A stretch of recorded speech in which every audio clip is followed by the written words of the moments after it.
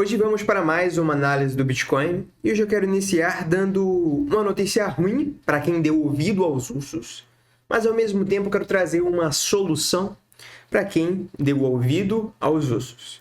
Traders e investidores, antes da gente interpretar aqui o cenário do Bitcoin para prever os próximos movimentos com base na análise técnica e de sentimento, claro, falando de probabilidades, né? Então é um prever entre aspas, a gente vai ter que voltar aqui um pouco no passado. Eu quero discutir com vocês, antes da gente falar sobre o cenário atual, dois movimentos que ocorreram aqui atrás no Bitcoin. Em seguida, a gente vem discutir o cenário atual. Então, vamos lembrar o que a gente estava discutindo aqui quando o Bitcoin estava nessa região. Eu sempre tento classificar os volumes, se no criptomercado se é um volume de fundo, de início de tendência, de falso rompimento.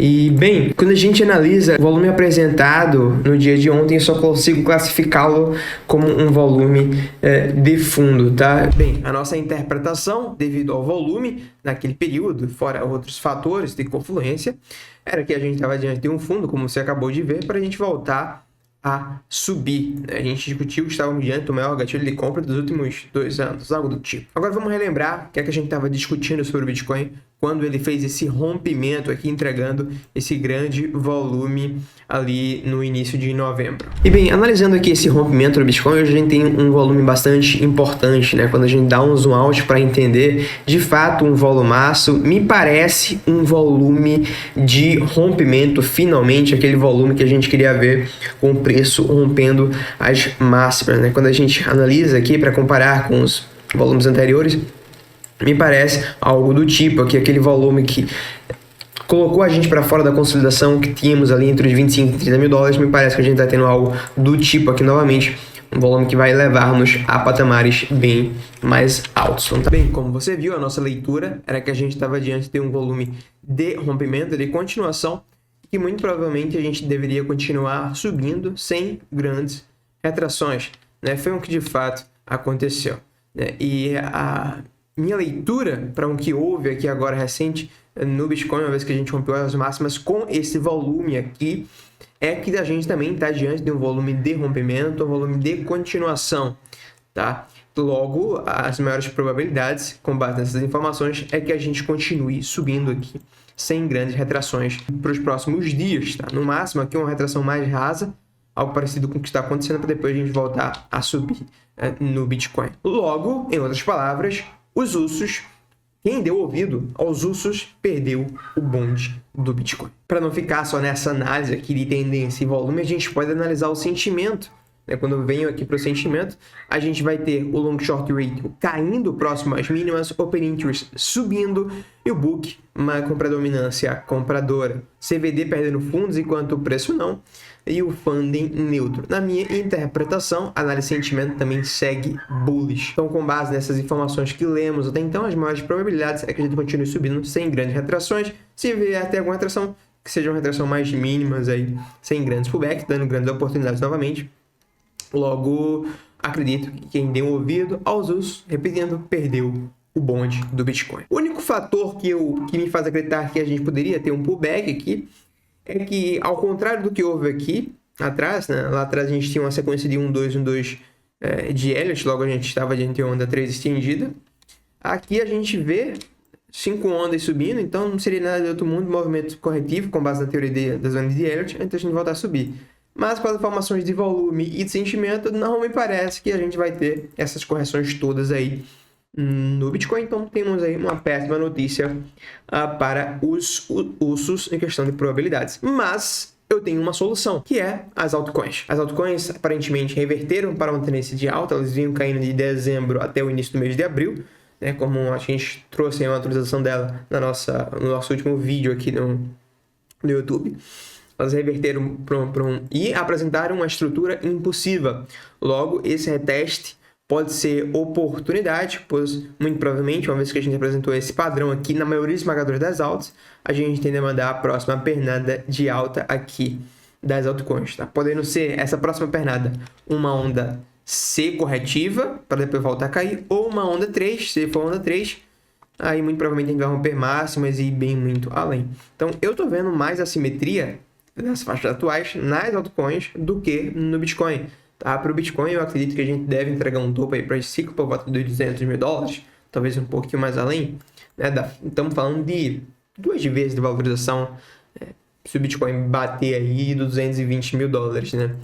Então, eu acredito que a maior simetria do Bitcoin já foi. Então, a grande oportunidade para os ursos que perderam o bonde, para quem deu ouvido aos ursos, é as altcoins. Tá? Fiquem atentos nas altcoins, pois elas ainda podem continuar o movimento corretivo que iniciou no dia 10 de maio, na maioria esmagadora delas, né? Quem sabe até perder os fundos aqui para depois voltar a subir. Eu estou apresentando para vocês o gráfico da STX, mas a maioria esmagadora das altas estão apresentando esse padrãozinho aqui. Tá? Concluíram 5 anos, estão apresentando um ABC. Então, usem aqui essa análise da STX como para a maioria das altas, pois elas estão bem parecidas.